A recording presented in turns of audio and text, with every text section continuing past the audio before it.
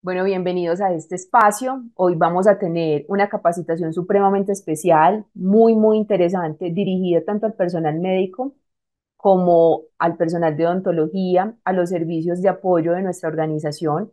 Estamos en el marco de la campaña Mejores Registros de Historia Clínica y bueno, a quienes nos acompañaron en la sesión previa y como se han podido dar cuenta en el comunicado que nuestra organización remitió también a principios del mes, pues imagínense que el año pasado se hicieron unas validaciones, unas auditorías de historia clínica y dentro también de todo el tema de medición de adherencias a guías y a protocolos, se identificaron unas oportunidades de mejoras sustanciales en el manejo de historia clínica y en los diagnósticos que la verdad no estaban muy específicos. Entonces, por iniciativa del proceso de epidemiología, se tomó la decisión de iniciar con esta campaña. Esta es la segunda de 3 charlas que vamos a tener durante el mes de marzo. La anterior fue sobre generalidades de historia clínica y del consentimiento informado. La que vamos a manejar el día de hoy directamente sobre el correcto diligenciamiento de la historia clínica e importancia de los diagnósticos específicos, y la que tendremos dentro de 8 días, un poquito más tardecito, por parte del equipo jurídico sobre responsabilidad profesional en salud en Colombia. Así es que, como ustedes ven, es una secuencia y nos lleva a lo que queremos es propender por mejorar el correcto diligenciamiento de la historia clínica, la custodia, la reserva y también por todo el tema de diagnósticos específicos que hoy nos van a hablar del tema. ¿Listo? Ya ustedes también conocen la dinámica, vamos a estar aquí conectaditos por alrededor de 1 hora, muy juiciosos, micrófonos cerrados. ¿Cuándo lo van a abrir? Cuando tengan alguna inquietud, levantan la mano y nosotros de manera muy juiciosa, pues les vamos a dar paso para que manifiesten su observación o su duda abriendo el micrófono. También queremos contar con sus apreciaciones vía chat, así es que vamos a estar supremamente pendientes de esas inquietudes u observaciones que se manifiesten para canalizarlos a nuestras speakers del día de hoy. Hablando de speakers, pues ¿quiénes van a ser? Quienes nos van a estar acompañando el día de hoy, liderando el día de hoy. Carolina Castañeda, coordinadora de epidemiología de nuestra organización, y la doctora Daisy García, médica general, quien además está en todo el tema de auditoría de historias clínicas. Damos un saludo también muy especial al proceso de salud oral. Hoy para ustedes tenemos información directa, relevante. Eso no quiere decir que para los demás no, pero también quisimos centrar la presentación en salud oral. ¿Listo? Bueno, sin más preámbulo, entonces, Carolina, bienvenidísima y adelante, por favor, con la presentación.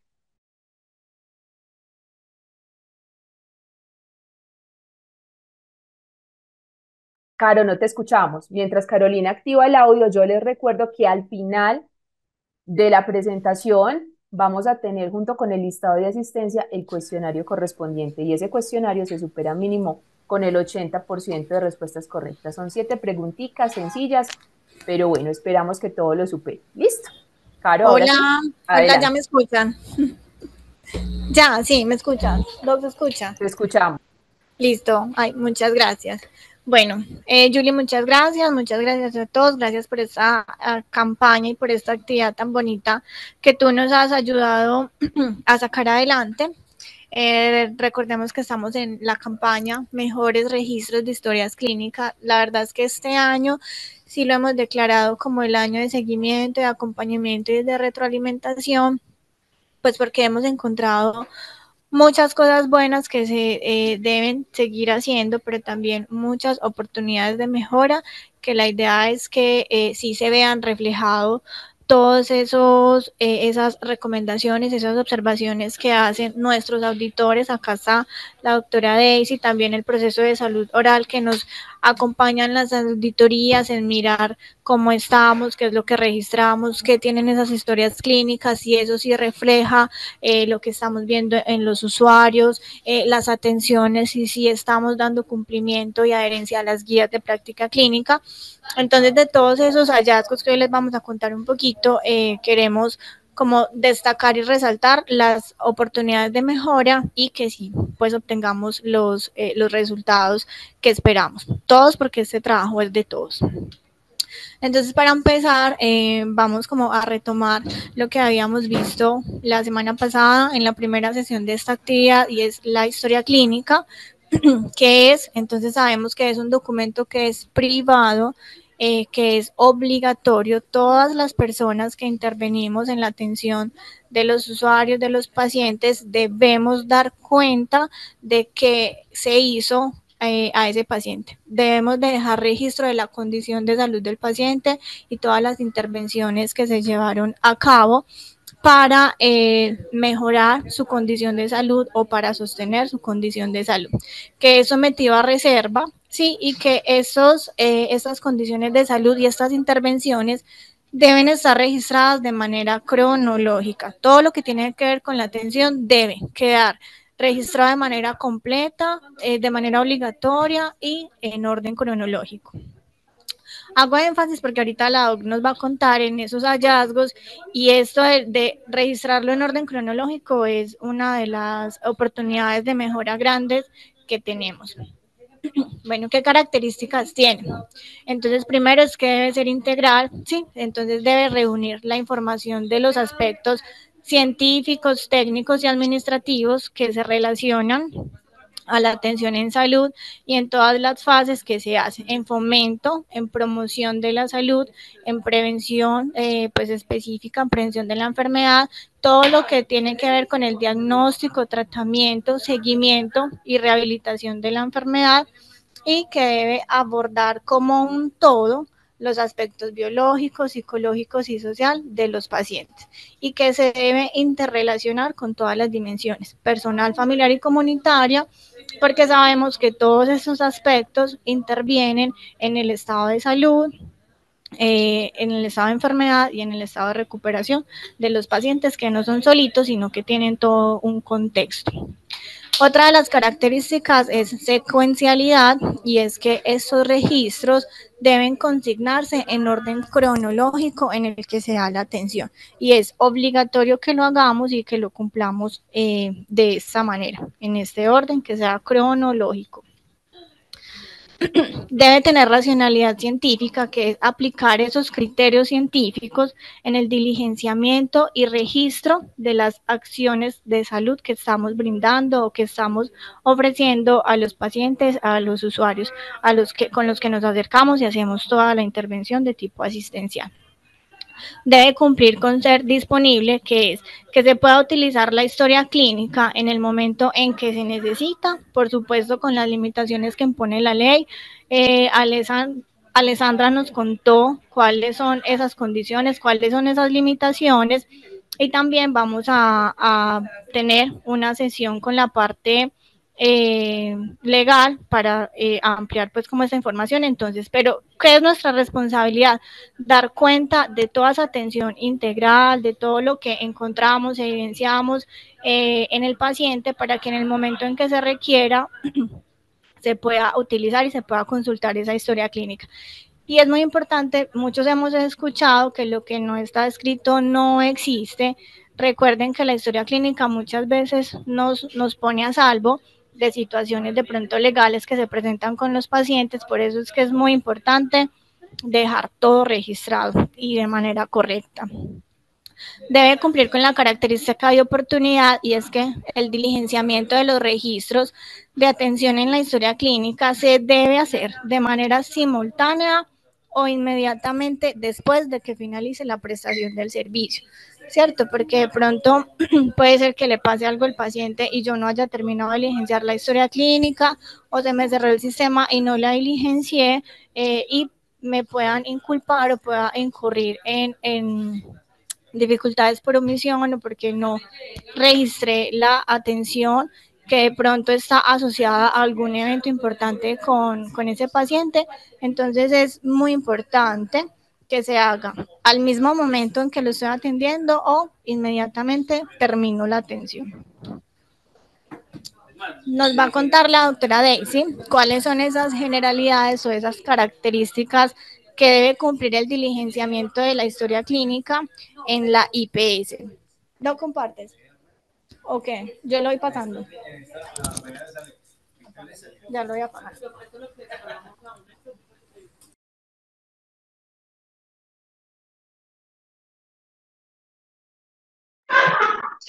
Hola, buenas tardes a todos. Espero que estén muy bien. De antemano, gracias por sacar un momento de su tiempo para hacer estas intervenciones, digámoslo, productivas y que nos permitan desarrollarnos mucho mejor en nuestras diferentes profesiones. Entonces, ¿qué es importante hablar de las generalidades del diligenciamiento de la historia clínica? Primero, el primer ítem que debemos diligenciar de forma correcta es el motivo de consulta, teniendo en cuenta que la definición de ese motivo de consulta es que nos enuncia la razón por la cual el paciente requiere la atención médica. ¿Sí? Que hemos encontrado que muchas veces se ponen datos que no deberían ir en ese ítem de la historia clínica, entonces es incentivarlos a que si el paciente va por dolor de cabeza, pongamos en esa partecita dolor de cabeza, ¿sí? Y omitamos, digámoslo, esa información que no debería ir, digámoslo, diligenciada en ese proceso. Lo importante, digámoslo, que sigue es la enfermedad actual. ¿Qué es una enfermedad actual? Es el relato en donde se desarrolla el motivo de consulta, ¿sí? Con una secuencia lógica, con un orden cronológico que va a caracterizar el síntoma principal, ¿cierto? Tanto desde el momento en que aparece los agravantes o los atenuantes, ¿sí? Es decir, con qué se me aumenta o con qué se me mejora ese síntoma, todos los tratamientos recibidos para ese síntoma o esa queja que nos reporta el paciente, y no solamente, digámoslo, los tratamientos farmacológicos, sino que también es importante qué medidas ha tomado el paciente acerca de ese síntoma, ¿cierto? Si ha sido bebida, si consultó a un homeopático, en fin, diferentes tratamientos que se pueden, digámoslo, como generar. ¿Por qué es importante describir los tratamientos? Porque así no caemos, digámoslo, en el mismo error de estar mandando lo mismo de lo mismo y que al final al cabo el paciente no está presentando ninguna mejoría, ¿listo? Y eso nos va a permitir también dar un mejor enfoque del síntoma que tiene el paciente. El otro ítem importante son los antecedentes personales, ¿sí?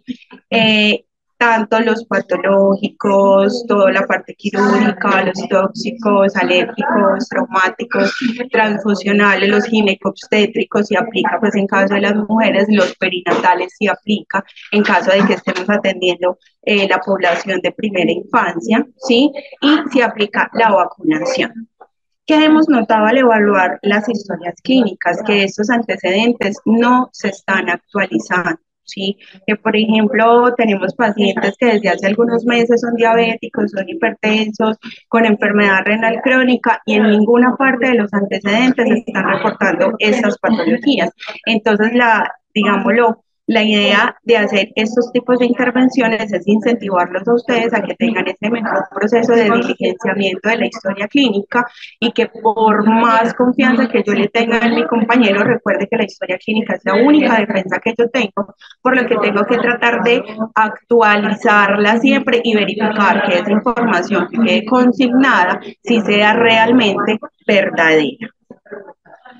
El otro ítem que es muy importante son los antecedentes familiares, ¿sí? Pero los antecedentes familiares de todas esas enfermedades que pueden tener una vinculación hereditaria o genética al paciente. Y se debe interrogar tanto sobre los padres, los abuelos, los hermanos e hijos, ¿sí? Y muchas veces cuando nosotros evaluamos las historias clínicas, muchas casillas de los antecedentes familiares están vacías. Y resulta que posteriormente en el desarrollo de la historia clínica, sí anotan de que en la familia de ese paciente hay una enfermedad importante y que esa enfermedad importante me puede condicionar el estudio de alguna patología. Entonces, debemos tratar de diligenciar y actualizar todo este proceso.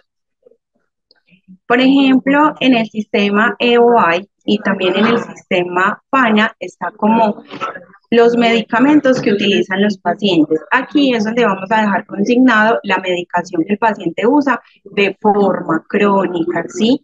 Pero también indicar la dosis que está tomando ese paciente y la posología de forma correcta. ¿Por qué es importante actualizarlo? Hemos visto que, ejemplo, al paciente de medicina interna le cambió el losartán y le puso un valsartán. Y en esa parte de los medicamentos viene losartán, losartán, losartán, losartán, y resulta que el médico anterior no leyó la historia clínica y le reformula a ese paciente el losartán, porque es lo que dice en ese cuadrito de medicamentos. Entonces es importante también tener actualizado esa información para que nos quede a nosotros como los profesionales que estamos atendiendo la historia clínica y el paciente, pero también para los próximos profesionales que vayan a evaluar ese paciente. En el otro ítem, que es la revisión por sistema, ahí es donde vamos a hablar de los síntomas que no son asociados al motivo de consulta, ¿sí? Esa parte es súper importante. Si nos lo reportan, pues al menos enfocarnos en anotar en esa casilla, no refiere síntomas, pero tratar de no dejarla en blanco, porque cuando uno deja las casillas en blanco se supone que no fueron indagados. Entonces, es importante consignar algún tipo de información en la casilla. En cuanto a los signos vitales, ¿sí? Hay que registrar los signos vitales reales del paciente. Si no se tomaron esos signos vitales, idealmente deben dejar el espacio en blanco. ¿Por qué? ¿Qué hemos encontrado? Que ahorita lo vamos a ver en los hallazgos, que se registra en los signos vitales, en la casillita de signos vitales, presión arterial de 120/70, pero cuando nos remitimos al análisis, colocan que el paciente está en crisis hipertensiva y que se remite al servicio de urgencias, o por el contrario, ponen en los signos vitales 140/90, ¿cierto?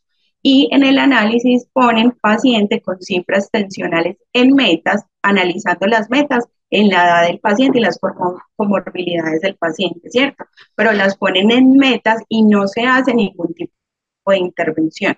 Entonces esto nos lleva a que debemos tener un poquito más de coherencia en lo que yo describo, en la parte de los signos vitales, en la parte del examen físico, con lo que yo estoy analizando en la historia clínica. En cuanto al examen físico, debemos describir los hallazgos encontrados en la valoración física del paciente de forma cefalocaudal y, si es posible, enfocado en el sistema afectado del paciente. Sabemos que por tiempo muchas veces no alcanzamos a diligenciar toda la parte del examen físico, pero al menos sí diligenciar esos sistemas más importantes como cardiopulmonar, abdomen y neurológico, ¿cierto? Describiendo si encontramos o no alguna anormalidad. Y no simplemente dejar, digámoslo, como el espaciecito que nos sale de que está normal, sino tratar de describirlo. Y si no lo evaluamos, hay que escribir, no lo evaluamos. ¿Listo? En cuanto al diagnóstico, el diagnóstico debe ser enfocado en el análisis que yo realizo en cuanto al motivo de consulta, al desarrollo de la enfermedad actual, a los hallazgos en el examen físico y los signos vitales, y a partir de ahí, ¿sí?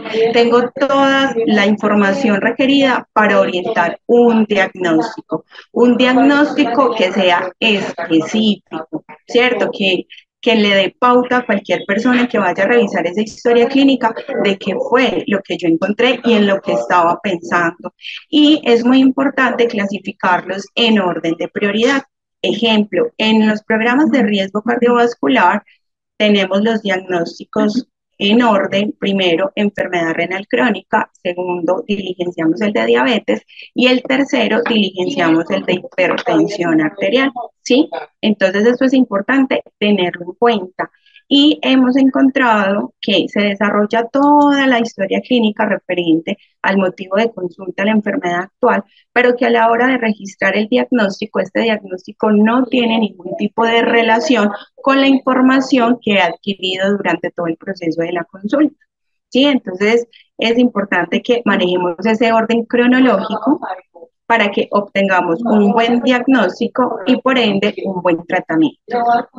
En la conducta vamos a hacer todos, vamos a, digamos, orientar todos los detalles, ¿sí? Acerca de lo que vamos a hacer con ese paciente, ¿sí? En lo que yo estoy pensando, en la patología que yo estoy pensando en ese paciente y todas las órdenes, ¿sí?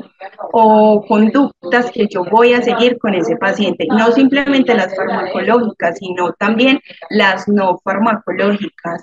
¿Para qué? Para poder resolverle al paciente, digámoslo, como esa enfermedad o esa queja o ese síntoma por el que vino el paciente a consultar.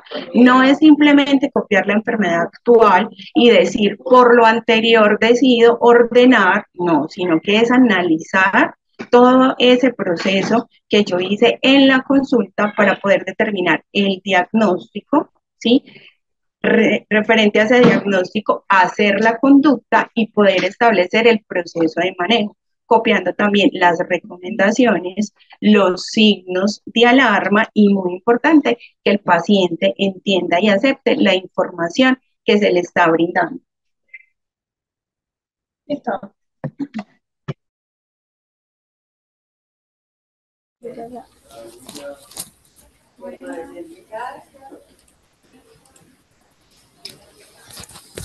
Hola, ¿me escuchan bien? Listo. Bueno, queremos también contarles entonces, ya saben que la doctora Daisy es una de las médicas que pues acompaña casi que el 90% de las evaluaciones de las auditorías que hacemos en la institución. Hacemos básicamente 2 evaluaciones de calidad en el diligenciamiento de la historia clínica y de adherencia a guías de práctica clínica. Entonces, les voy a contar primero lo que encontramos durante 2023 en las auditorías o en las evaluaciones de diligenciamiento en historia clínica para medicina general. Estas auditorías no las hace únicamente la doctora Daisy. En cada sede, el director, si es médico o un designado por el director, es quien realiza las mediciones o las auditorías al desempeño médico y a la calidad en el diligenciamiento de las historias clínicas.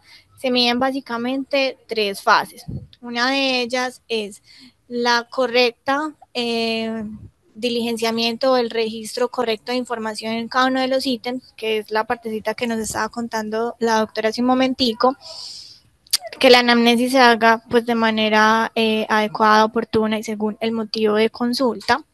La orientación diagnóstica, cómo se integra toda esa anamnesis, toda esa evaluación que hizo el paciente y toda esa información que se registró en cada uno de los ítems para concluir un diagnóstico y la conducta. Entonces, lo mismo que esa conducta sí tenga correlación con ese diagnóstico y con esa anamnesis o ese diligenciamiento de ítems en la historia clínica. Cada sede tiene, o en todas las sedes de Promedan tenemos un comité de historias clínicas. Este comité se debe reunir cada 2 meses y en el comité socializan los hallazgos o estas mediciones o estas auditorías a las historias clínicas. De manera general, que encontramos durante 2023. Entonces, este cuadrito que vemos en la parte inferior, esa codificación de colores y ese puntaje es la manera en cómo se evalúa o el puntaje que se da a esas mediciones y se consideran satisfactorias cuando cumplimos o cuando obtenemos una adherencia mayor o igual al 80%. Esta es condicionada cuando está por debajo de 80 pero por encima de 60 y es no satisfactoria cuando la proporción de adherencia o el cumplimiento es menor al 60%.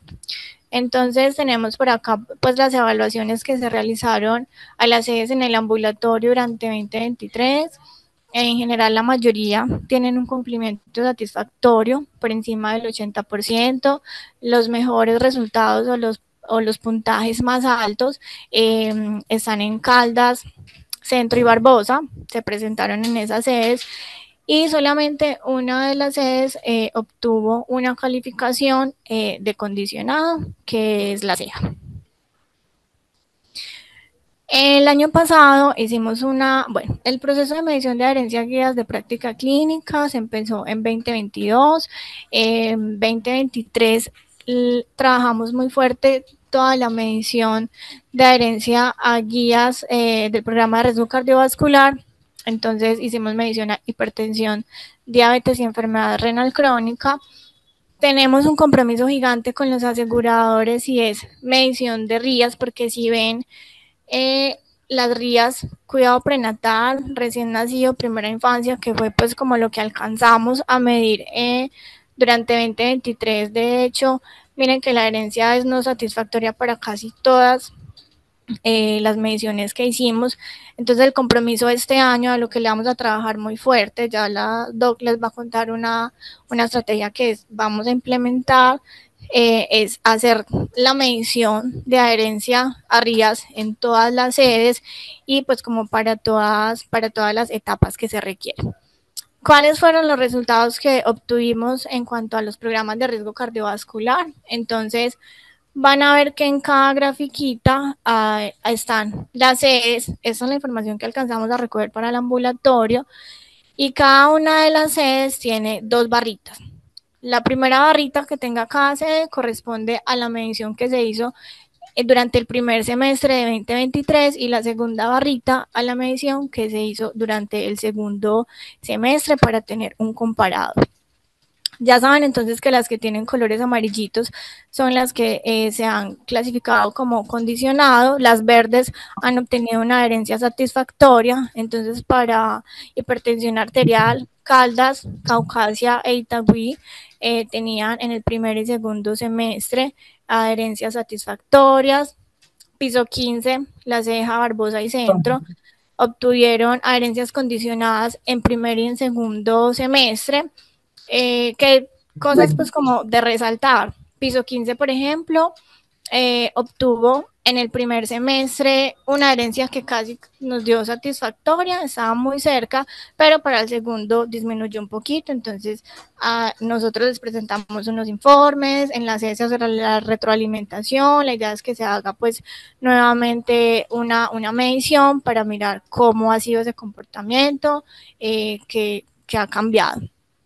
Y Amagá, que acá presentó un resultado muy bonito, ellos en el primer semestre tuvieron una clasificación no satisfactoria en la adherencia a la guía, pero para el segundo semestre sí se comprometieron con este proceso y ya su adherencia o su cumplimiento fue satisfactorio. Para diabetes, entonces, Itagüí, La Ceja, Caucasia, clasificaron o obtuvieron tanto en el primero como en el segundo adherencias satisfactorias. Caldas, vemos que en su primer semestre fue satisfactoria, pero en el segundo fue condicionada. Lo mismo, el mismo comportamiento obtuvo piso 15. Y Amagá, miren que es que Amagá en general mejoró tanto para hipertensión como para diabetes. Inicialmente nos había arrojado un resultado como no satisfactorio y en el segundo semestre ese también ya, como condicionado y en el segundo semestre satisfactorio. Para enfermedad renal crónica, entonces piso 15 ustedes saben que piso 15 tuvo el programa de Careva Nefroprotección.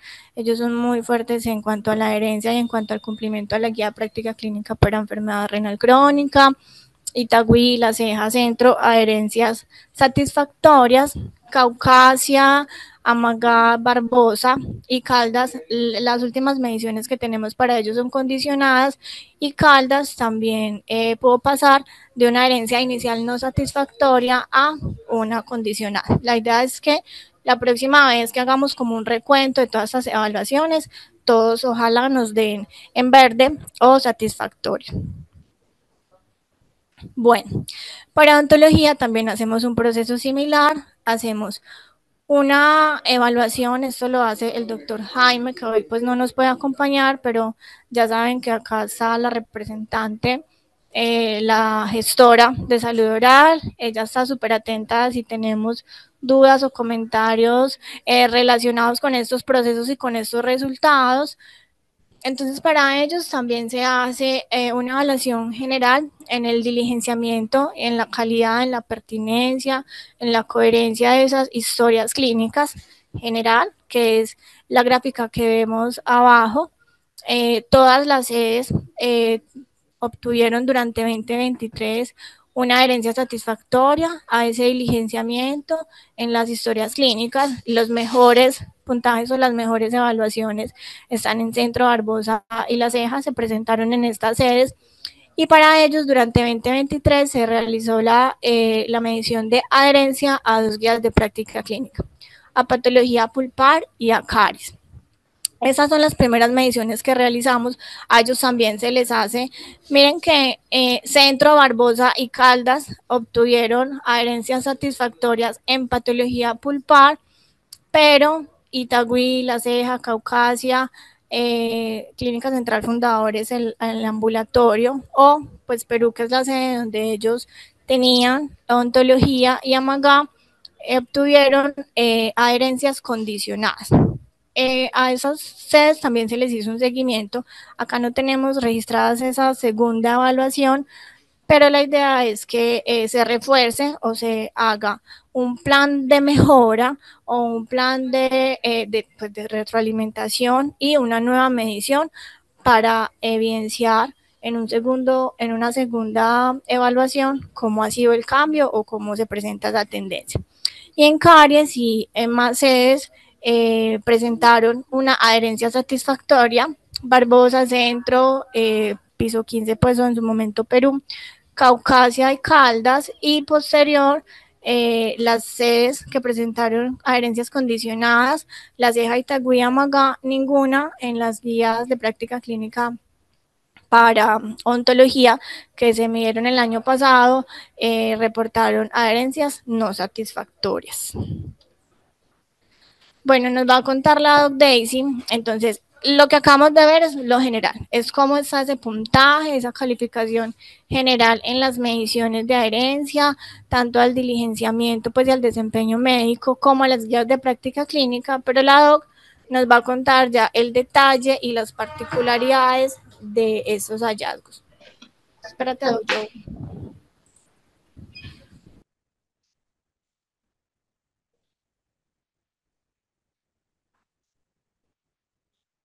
Bueno, entonces, al evaluar todo este proceso de las historias clínicas, vamos a presentar unos hallazgos referentes a todas las enfermedades de riesgo cardiovascular, ¿cierto? A la adherencia a guías de enfermedades de riesgo cardiovascular, primera infancia y control prenatal.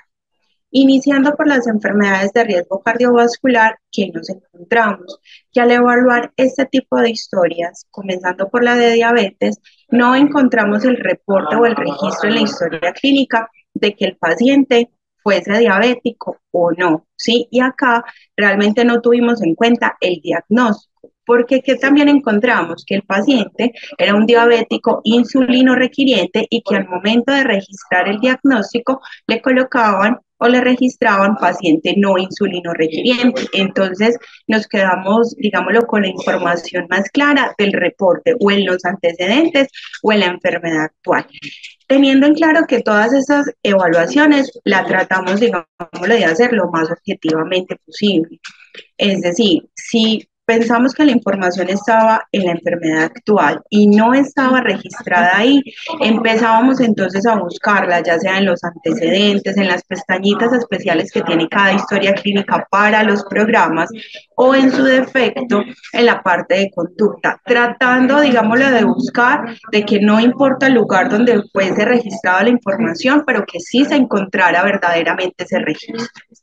Otro de los hallazgos es que se anota en la historia clínica ordenamientos de los cuales no se evidencia generación de orden en sistema, ¿sí? Y esto es muy importante porque sabemos que sí, para desarrollar todos esos procesos de atención, nosotros como médicos utilizamos plantillas, pero también es importante modificar esos procesos de plantillas según los ordenamientos que le vamos a generar al paciente, según la edad del paciente y según la condición del paciente, ¿cierto? Entonces no es simplemente que en la plantilla diga remito a oftalmología, nutrición, psicología y odontología, sino que realmente al momento de validar esa información encontremos esos ordenamientos generados en el sistema. Un hallazgo muy preocupante fue que en estos pacientes donde nosotros evaluamos todo lo que tiene que ver con el riesgo cardiovascular, encontramos muchas historias sin signos vitales, ¿sí? Muchas historias sin signos vitales, y no era, digamos, lo relacionado a una teleconsulta, no, eran con el paciente en físico y no diligenciamos los signos vitales. Entonces, si es un paciente hipertenso, digámoslo, no tiene, digámoslo, presentación que en esa historia no tenga el registro de las cifras tensionales, ¿sí? Entonces, la invitación es que por más afán que yo tenga o que yo esté, por ejemplo, atrasado, traten de registrar las cosas de forma adecuada y en las casillas adecuadas. Algunas historias sin reporte de consultas al servicio de urgencia. Recuerden que esos reportes deben de ir tanto en las pacientes control prenatal, en los pacientes de crecimiento y desarrollo, y muy importante también en los pacientes de riesgo cardiovascular. Entonces hay que reportarlo, y si consultaron debemos registrar a dónde consultaron, por qué motivo consultaron, qué le hicieron durante ese proceso de urgencias, hospitalización y con qué tratamiento salieron, ¿sí? No es simplemente anotar entonces el paciente consultó a urgencias hace una semana por dolor en el pecho. Pero entonces, ¿qué pasó con ese dolor en el pecho? ¿Qué le dijeron y con qué medicamento, digamos, lo enviaron para la casa? Otro hallazgo son pacientes con diagnósticos de diabetes sin cumplimiento de criterios. En esto nos remitimos a revisar los exámenes de laboratorio, a volver a revisar el proceso de los criterios, y encontramos que muchos pacientes lo remiten al programa de diabetes simplemente con una glicemia alterada, y no con una glicemia mayor de 126, sino menor de 126, que no sería para diabetes, sino que lo podrían clasificar como intolerancia a los carbohidratos, y el diagnóstico que se registra es intolerancia a los carbohidratos y no el diagnóstico de diabetes. Entonces es súper importante que cuando vamos a hacer el diagnóstico de hipertensión, de enfermedad renal crónica y de diabetes, lo hagamos con los criterios claros, ya sea clínicos o paraclínicos, que eso es muy importante.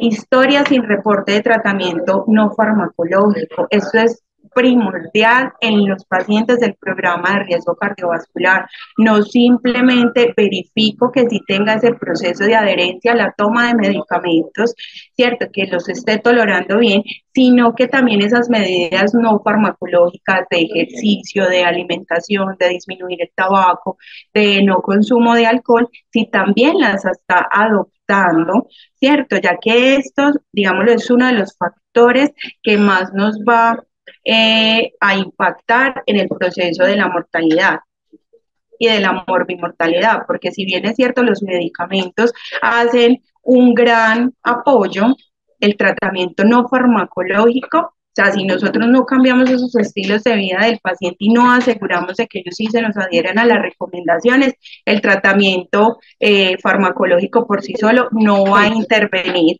¿Listo? Yo ya lo listo.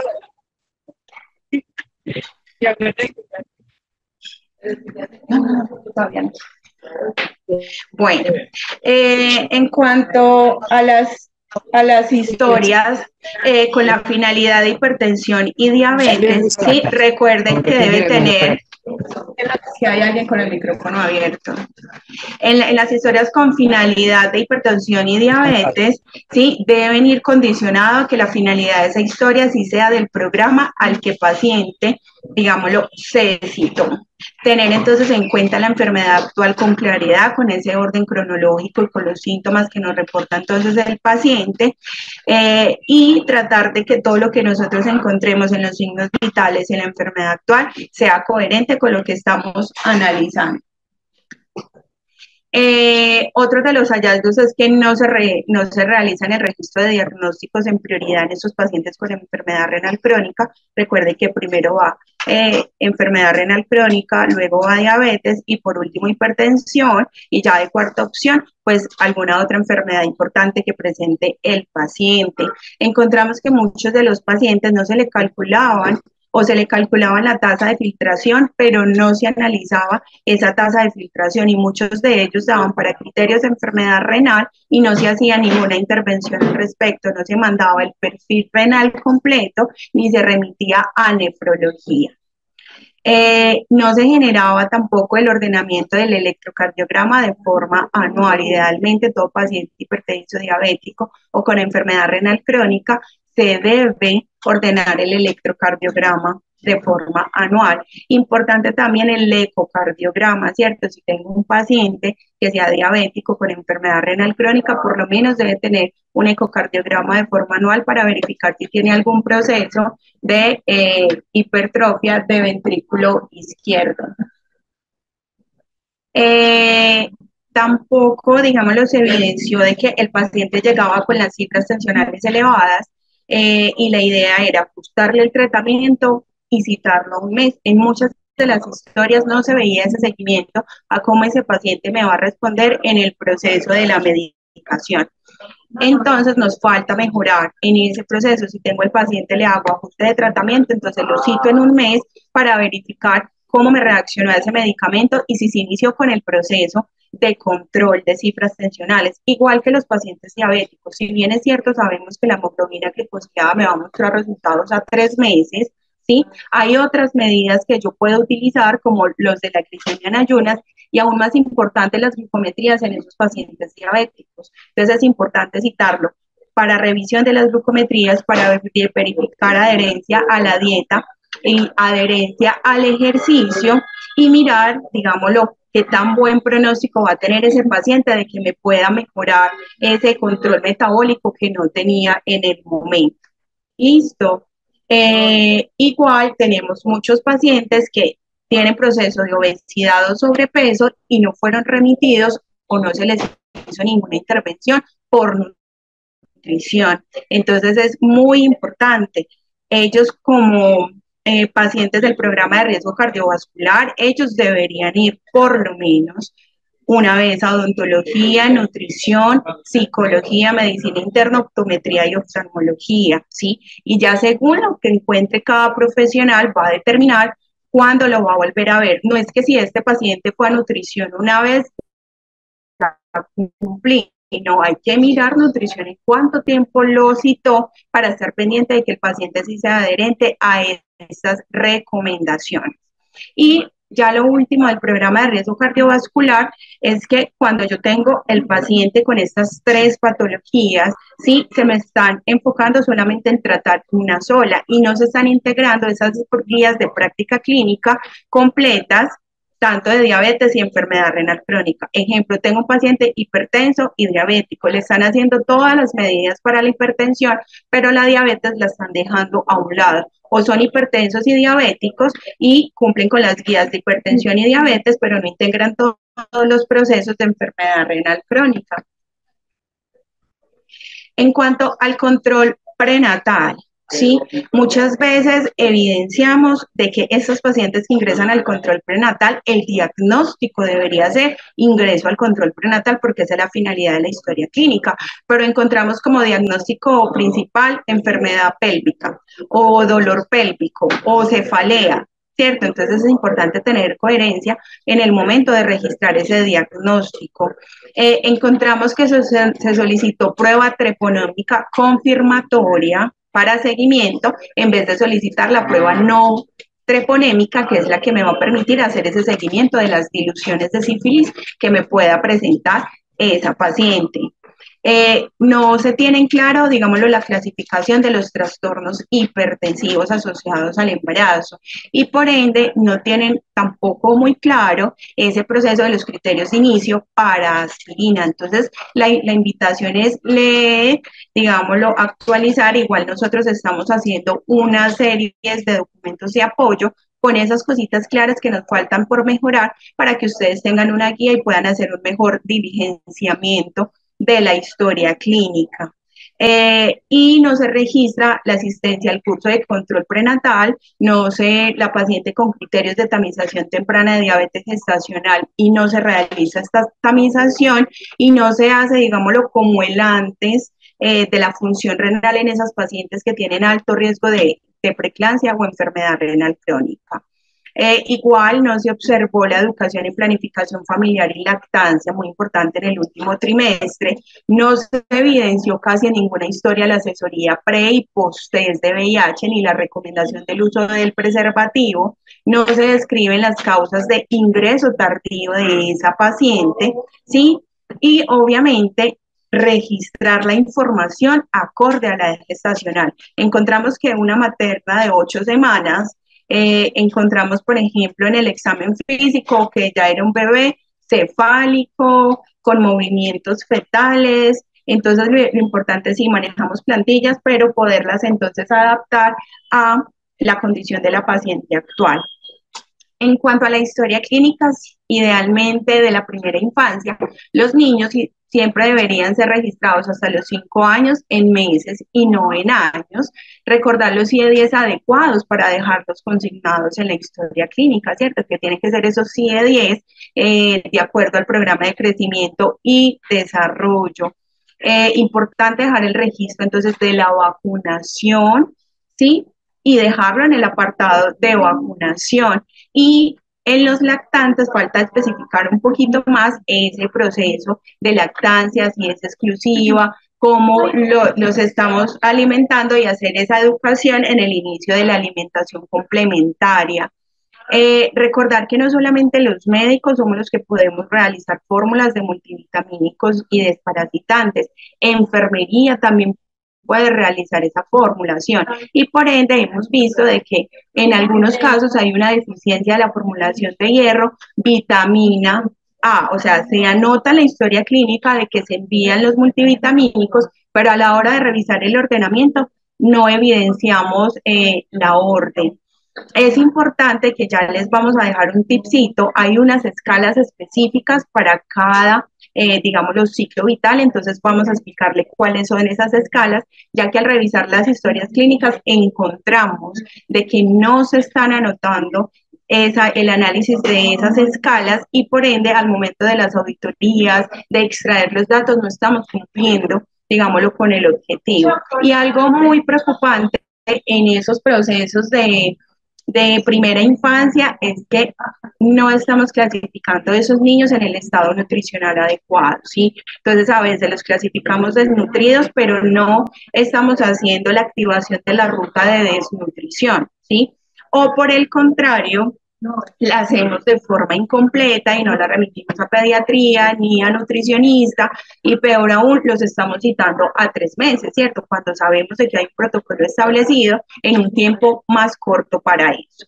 Tenemos que registrar entonces las pautas de crianza, verificar digamos, en la cavidad oral del paciente hay caries, eso no lo estamos anotando en la historia clínica, la revisión de esa cavidad oral. A veces se nos pasa registrar si el paciente tiene algún antecedentes de violencia e idealmente cada niño debería ir entre 1 y 2 veces a odontología cada 6 meses y asegurar de que vaya al seguimiento.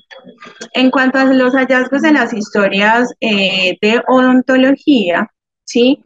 Que se miró, digámoslo, como esos hallazgos en las auditorías de caries y patología pulpar, encontramos de que no se consignan las historias, el diagnóstico pulpar y periapical. No se anota si se realizó el sondaje periodontal, no se consigna, digámoslo, en la historia el pronóstico que puede tener esa pieza dental, ni la clasificación de la cavidad. Y no se evidencia la firma del consentimiento informado. En cuanto a las caries, no se registra en la historia clínica el protocolo o método utilizado para la remoción de las caries dentales. Falta información sobre la profundidad de la restauración de esa pieza que contiene caries. Falta la información con la relación a la necesidad o no del uso de fondos cavitatorios y no se deja, digámoslo, durante ese proceso de tratamiento si se presentó una exposición del complejo dentino-pulpar o si durante el proceso de la restauración presentó entonces cercanía a este complejo, o sea que en la historia clínica falta un poco más de claridad. muchas historias clínicas no tenían como el reporte de esos hábitos o técnicas de higiene oral que debe tener ese paciente, ¿cierto? Tampoco se hacía énfasis en esos hábitos de alimentaciones que deben tener de forma adecuados o no adecuados y sobre la educación de los estilos de vida saludables referente a toda la salud oral. Si se presenta alguna reintervención, ¿sí? Pues por cirugía en la misma pieza dentaria en un corto tiempo, es importante preguntar e indagar un poco más qué pasó con esa pieza dental, si hubo un antecedente de un trauma, si se hizo el seguimiento del protocolo de forma adecuada o qué cuidados tuvo ese paciente. Y también deben dejar descrito las recomendaciones de cuidado posoperatorio. No se evidencia el índice de control de placa, así se ha registrado en la evolución. Ellos tienen un espacio disponible para registrar ese proceso. Y pacientes con varias citas de tratamiento realizadas y aún con presencia de cálculos o índices de placa mayor al 12% y no se le realiza refuerzo. Entonces ahí nos falta un poquitico trabajar.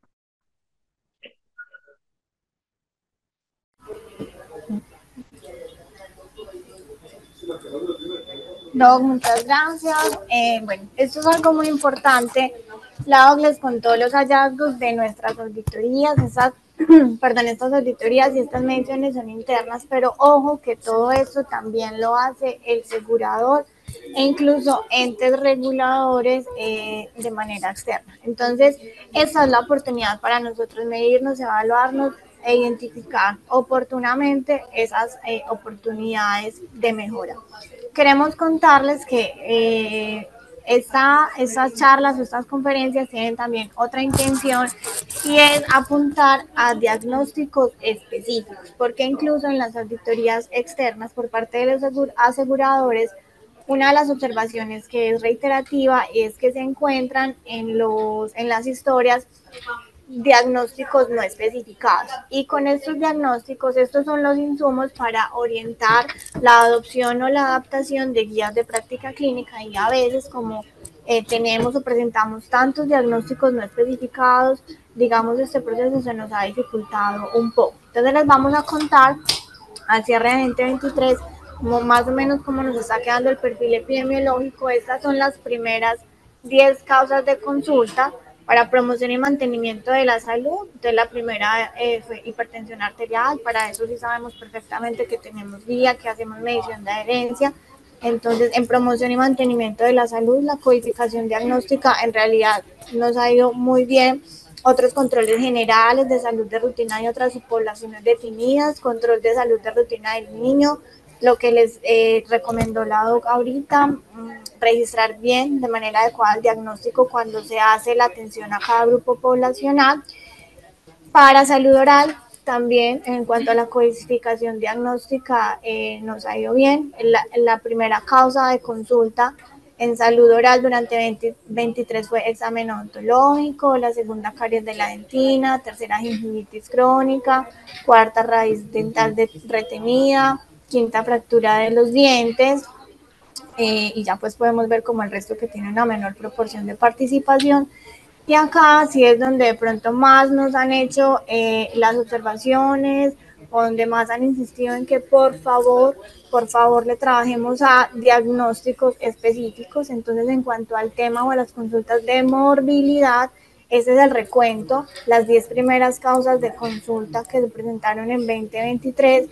La primera es lumbago no especificado, la segunda es rinofaringitis aguda, la tercera es hipotiroidismo no especificado, la cuarta dolor en la articulación, seguido infección de vías urinarias, síndrome del manguito rotador, cefalea, hiperplasia de la próstata, otros dolores abdominales y los no especificados y otro dolor crónico. Entonces, tenemos una invitación o tenemos como una propuesta, un material de ayuda para convertir o para tratar de orientar esos diagnósticos no especificados en diagnósticos especificados que nos permitan orientar una comorbilidad, una enfermedad, una patología a la cual le podamos hacer adopción y adaptación de una guía de práctica clínica. Ya la va a explicar bien.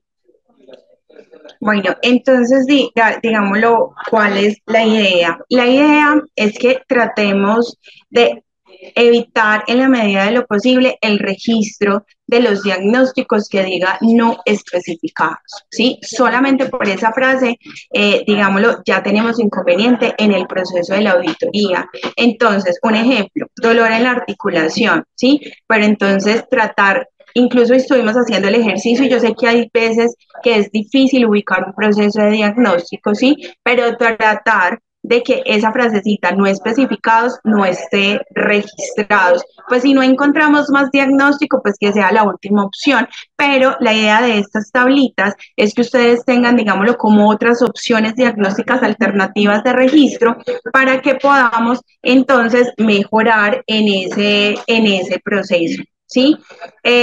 Por ejemplo, cuando tenemos las infecciones de vías urinarias de sitios no especificados, debemos tratar de encasillarlas, ¿cierto? Si son procesos de cistitis, si son procesos de uretritis, de prostatitis, de pielonefritis, ¿sí? O sea, tratemos de ubicarlas según el sitio anatómico y según los síntomas para que tengamos un diagnóstico, digámoslo, más objetivo. ¿Listo?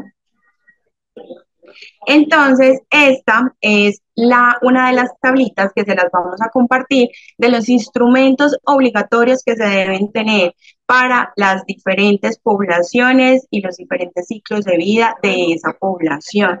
Estas, digámoslo, son ítems de evaluación que son obligatorios. Obviamente, cada grupo poblacional tiene otras escalas adicionales, pero que se deben implementar. Entonces, en la primera infancia no puede faltar escala abreviada del desarrollo, las tablas y las gráficas de los patrones de referencia a la clasificación nutricional, el cuestionario VALE y el APGAR. Entonces, mira que en todas vamos a ver el cuestionario VALE, más que todo en la infancia, adolescencia y primera infancia, relacionado a las tablas de crecimiento. Solamente en la primera infancia a esas dos mediciones le vamos a agregar entonces la escala abreviada del desarrollo. Igual pasa en la juventud, tenemos las gráficas de clasificación nutricional, tenemos los instrumentos para la valoración del riesgo cardiovascular y tenemos el APGAR familiar, que el APGAR familiar hace parte de todos los ciclos de vida. ¿Listo? Y ya en la adultez tenemos entonces todo lo anterior, descartando la escala abreviada del desarrollo, pero tenemos unas escalas especiales, ¿cierto? Para valoraciones neurológicas, nutricionales, digámoslo, valoraciones de movilidad, etcétera. Entonces, ¿cuál es la propuesta que nosotros le estamos apuntando? Estamos generando unos documentos de apoyo que van a quedar registrados en la intranet. Esos documentos de apoyo son plantillas que hemos diseñado de acuerdo a las necesidades que vemos para el registro adecuado de los datos en la historia clínica. Entonces, estamos terminando el proceso, ya tenemos la de riesgo cardiovascular, primera infancia e infancia, nos queda faltando entonces la de adolescencia, juventud, adultez, control prenatal y preconcepcional. ¿Para qué? Para que ustedes se puedan apoyar en esas plantillas y cumplamos con esos requerimientos solicitados y así nuestros indicadores nos den todos en verdecito, que es lo que generalmente esperamos. Por lo demás, ¿tienen alguna duda, alguna pregunta? Bueno, mientras ellos piensan si tienen alguna observación o alguna inquietud, yo les cuento. En el chat tenemos el enlace correspondiente a la asistencia del cuestionario de esta acción de formación. Es supremamente importante que lo diligencien. Se supera mínimo con el 80%. Si no lo ganaron, les vamos a dar otra oportunidad. No pasa nada para que lo superemos y la idea es que, digamos, el espíritu de esta serie de capacitaciones cale muchísimo en ustedes, ¿cierto? Y es propender por el correcto diligenciamiento de la historia clínica y por dar unos diagnósticos específicos. Ahorita Carolina lo mencionaba, la doctora Daisy también en su momento lo dijo, digamos que intentamos también recolectar la información para el ámbito hospitalario en un otro momento, en un segundo momento, se las vamos a presentar, pero es básicamente lo mismo, ¿cierto? Que haya coherencia entre los datos que nosotros estamos poniendo en las diferentes esferas y en los diferentes bloques de la historia clínica, que sea muy, muy asertivo. Y bueno, como también Carolina lo mencionaba, digamos que esto a nivel interno es supremamente valioso para nosotros en las auditorías que hacemos, la retroalimentación es súper chévere porque pues, nos interesa mejorar como organización, pero también recuerden, como se hizo hincapié, que estamos sujetos a unas auditorías externas de organismos de vigilancia y control y de diferentes aseguradoras, y ahí pesa muchísimo, muchísimo el tema de la valoración de la historia clínica. Bueno, ahora sí, inquietudes, observaciones.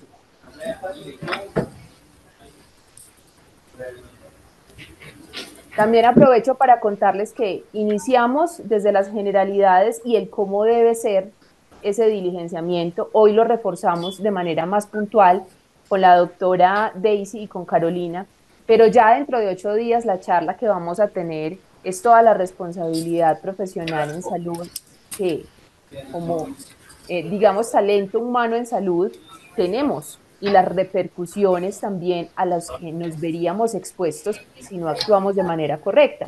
Tanto el personal asistencial como el de apoyo y el equipo de odontología. Así es que muchachos, de verdad que primero por transparencia y por excelencia operativa, segundo, por no vernos inmersos en ese tipo de situaciones. Y tercero, pues para que también a la organización le vaya muy bien, la invitación es a justamente lo que se especifica en el comunicado, la excelencia en los registros de la historia clínica.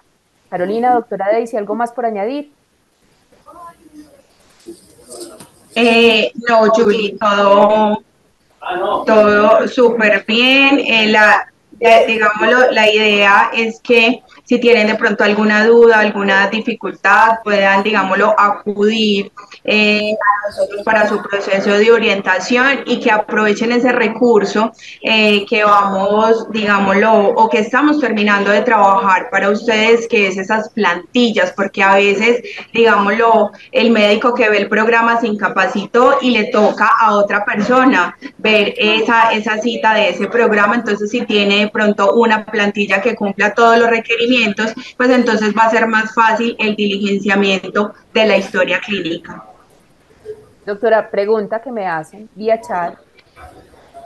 Con el Señora. tema de los diagnósticos, las opciones de diagnósticos específicos, ¿cómo se les va a hacer llegar la información a las personas que asistieron? ¿Se les va a remitir vía correo electrónico o cuál va a ser el mecanismo que se va a utilizar? Sí, digamos lo que la idea es que así como tenemos esos documentos de apoyo registrados en la intranet, también vamos a tener un documento en la intranet con esos diagnósticos que pueden utilizar en caso, digámoslo, de que no encuentren como uno específico. Ellos mismos pueden acudir a esas opciones, y de esas opciones es que nosotros vamos a filtrar todo ese proceso de información para empezar a trabajar en la adopción de guías y otros proyectos que tenemos pendientes. Y nos recuerdan, por favor, cada cuánto se hace la valoración, la reunión del Comité de Historias Clínicas. Julie, bueno, Hola. la reunión del Comité de Historias Clínicas se hace cada 2 meses, ¿sí?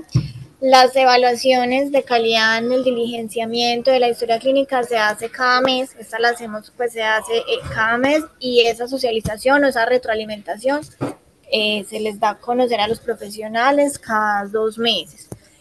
Como lo dijo la doctora, todas estas ayudas, las plantillas, las opciones de diagnósticos específicos, las vamos a cargar en la intranet para que no solo las personas que están acá, sino todos los que lo necesitamos lo podamos utilizar y lo podamos encontrar pues como de una manera rápida y siempre sepamos dónde va a estar. Entonces van a quedar codificados en intranet. Y las mediciones de adherencia, guías de práctica clínica, las hacemos pues en cada sede, o digamos por cada servicio, por ejemplo para hospitalización, una vez cada 6 meses, y hacemos un comparador, una medición primer semestre, una segunda para la misma guía segundo semestre. Y este año, pues ahorita ustedes vieron que estuvimos revisando resultados de medicina general, de salud oral, pero este año nosotros ya empezamos medición para especialistas y también servicios asistenciales de apoyo. Ya arrancamos con nutrición Y la idea es que este primer semestre empecemos con psicología y el segundo con fisioterapia. Entonces, sí queremos que Yuri nos dé otra vez un espacio para reforzar de nuevo todos los hallazgos, podamos incluir las otras unidades estratégicas de negocio y las otras mediciones o las otras áreas que hemos estado involucrando, porque eso es de todos. Perfecto, así es. Importante también resaltar lo que ustedes mencionaban, lo que se mencionaba en el comunicado, y es cuando se identifiquen errores puntuales por parte del mismo colaborador, lo vamos a adoptar a este maravilloso equipo para que nos ayude con los aspectos formativos en la sede en la que pertenece. ¿Listo? Así es, la idea es que hagan parte de este equipo y que todos lo introyectemos también, que puedan ser formadores y replicadores. Recuerden, por favor, diligenciar la asistencia. Quienes no lo hayan hecho aún, es súper, súper importante tener ese soporte. Bueno, chicos, si no hay observaciones o preguntas, entonces damos por finalizada la sesión. Un gracias totales por la participación en las diferentes sedes y zonas de la organización, a la doctora Daisy García y a Carolina Castañeda. Y ya saben, juiciosos, nos vemos dentro de 8 días con el equipo jurídico para hablar sobre responsabilidad profesional en salud en Colombia. Un abrazo.